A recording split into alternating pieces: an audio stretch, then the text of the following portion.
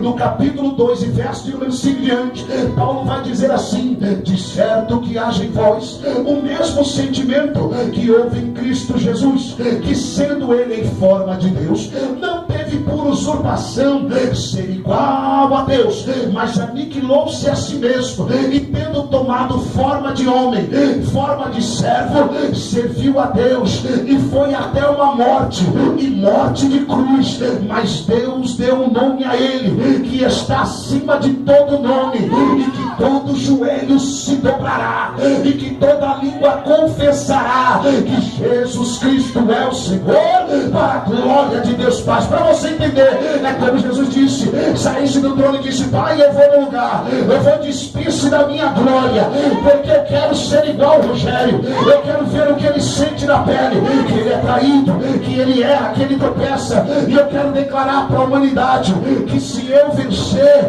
eles podem vencer. Eu quero declarar para a humanidade que eu vejo ainda a esperança deste povo. Eu vou, Pai. Diz a Bíblia então que Jesus vai nascer quando o profeta Miqueias, ele declara, dizendo no seu capítulo 5 e 7, ele diz assim: e tu, Belém de Efratá, que tu és a menor de todas as tribos, nascerá sobre vós o menor, ou seja, o Rei dos reis e Senhor dos senhores, que é desde as antiguidades. A Bíblia diz que Jesus nasce numa simples manjedoura. A Bíblia diz que Jesus é perseguido. Jesus então vem com 12 anos. Quando ele nasce, a Bíblia diz: passando os 8 dias, é circuncidado.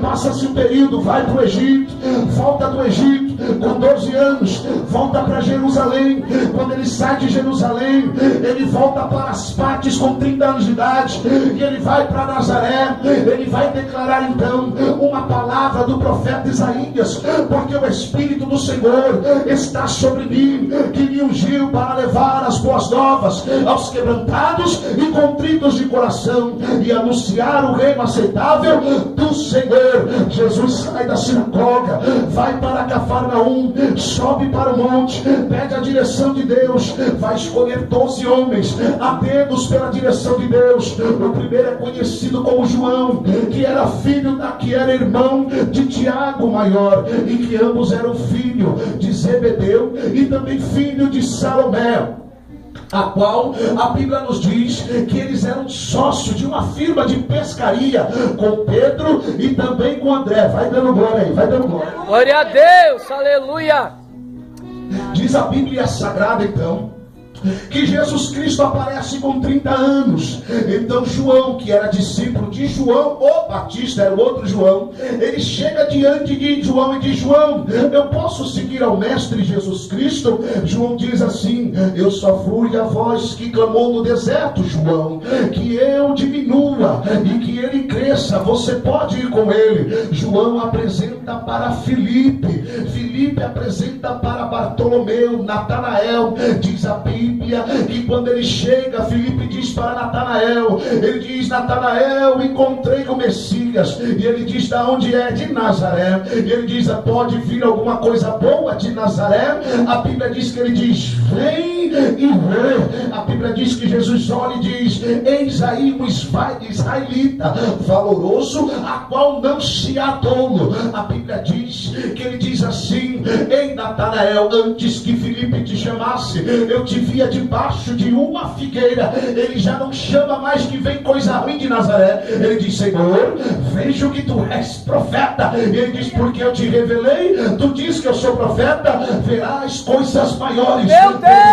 O homem foi levado nas alturas. A Bíblia diz que Jesus vai embora, e lá na frente vai conhecer um moço turrão, pensa num cabrinha que era difícil de lidar, chamado Simão, ou Bar-Jonas, que era filho de Jonas, que lá na frente Jesus vai ter um diálogo com ele, no capítulo 16 e 18 de Mateus, dizendo que tu és uma pedra difícil, Pedro, tu és Petrus, tu és uma pequena pepita saída de uma rocha, que sou eu, e sobre esta rocha eu edificarei a minha igreja. Obrigado, e tu será um exemplo, Pedro. Aleluia. que ele apresenta para André, que é irmão de Pedro. Lá na frente está Mateus, Levi, cobrando impostos na alfândega. Jesus nem fala muito, ele passa andando e diz: vem e segue-me. Ele larga assim a sua banqueta, vai com Jesus. Lá na frente conhece um homem que é cético, um homem que é ateu, um homem que é incrédulo. Qual é o nome dele? É chamado de Dídimo, que o seu nome é também Tomé, porque ele tinha um irmão gêmeo. E ele diz: vem me segue também, Tomé.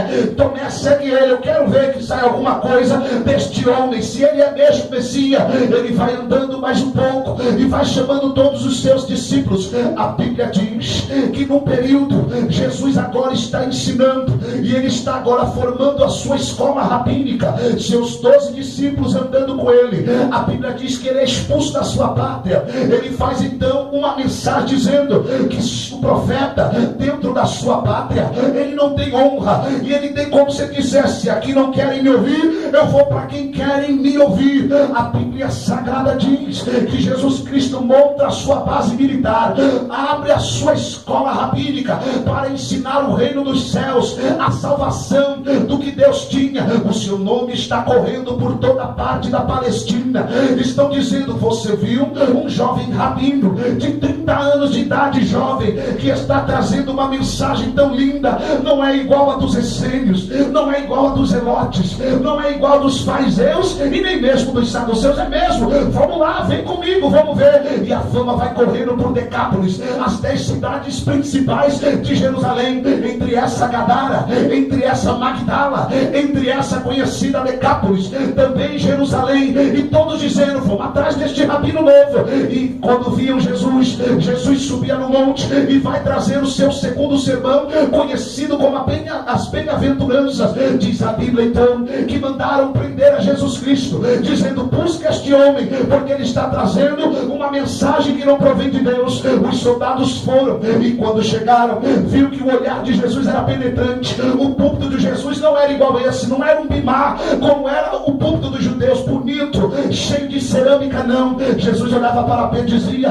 Pedro, empresta o teu barquinho para que eu possa subir nesse, porque tem mais de 15 mil pessoas querendo ouvir a mensagem de Deus. A Bíblia Sagrada, Jesus subia então no barquinho, simples, humilde, e ele dizia: sentai-vos que eu vou lhe propor uma parábola. Parábola do grego significa parábolos, que significa atirar de todos os lados. Na multidão de Jesus tinha 3 tipos de pessoas: discípulos, necessitados e também religiosos. E como Jesus ia atirar de todos os lados, ele sabia o que pregar. Aí Jesus começa: bem-aventurados que choram, porque eles serão consolados. Jesus continua pregando: bem-aventurados humildes de coração, porque eles verão a Deus. A Bíblia diz que os soldados chegam para levar Jesus, não conseguem, eles voltam. O sacerdote trouxe Jesus e diz: não tem. Por quê?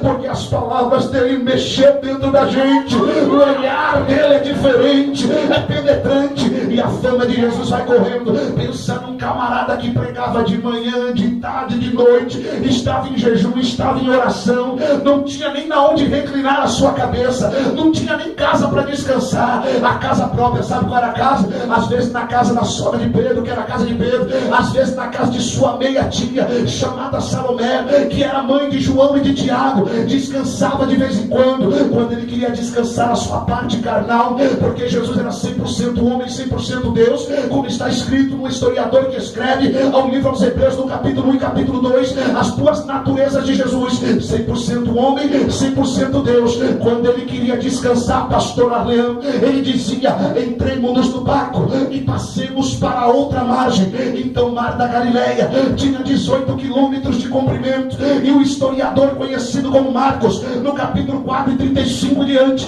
vai dizer que no barco tinha uma almofada. Era o tempo que Jesus passava este quilômetro para descansar a sua parte humana. Mas lá na borda, do outro lado do Rio do Jordão e da Galileia, já tinha uma multidão esperando Jesus de Nazaré.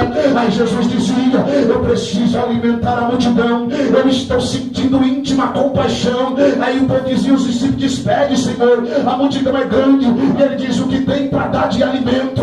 Ei, vocês, eu chamei a cada um para fazer a obra. Eu chamei a vocês para alimentar almas, para alimentar não só espiritualmente, mas também na parte carnal. Ei, tem alguma coisa, nem se tivesse 200 dinheiro, Filipe diz para ele, e ele diz assim, não, mas comigo é muita coisa. Aí Pedro, João e Tiago estavam também neste meio. Chega André e diz, olha, tem um moço que veio de uma fazenda, que não dava mais nada, que deixou seu avô, e que pegou 2 peixinhos secos no varal dele, e 5 pãezinhos, mas o que é isso? Para alimentar a multidão. Aí Jesus de novo, era perto da festa dos pães asmos, ou pães ázimos, que significa o pão não fermentado, que era para a Páscoa. Jesus disse, mandai assentar de 50 em 50, simbolizando que a festa da Páscoa era 50 dias direto. Diz a Bíblia Sagrada que quando Jesus manda assentar, ele pega o pão, ele pega o peixe, ele levanta para cima e diz, Pai,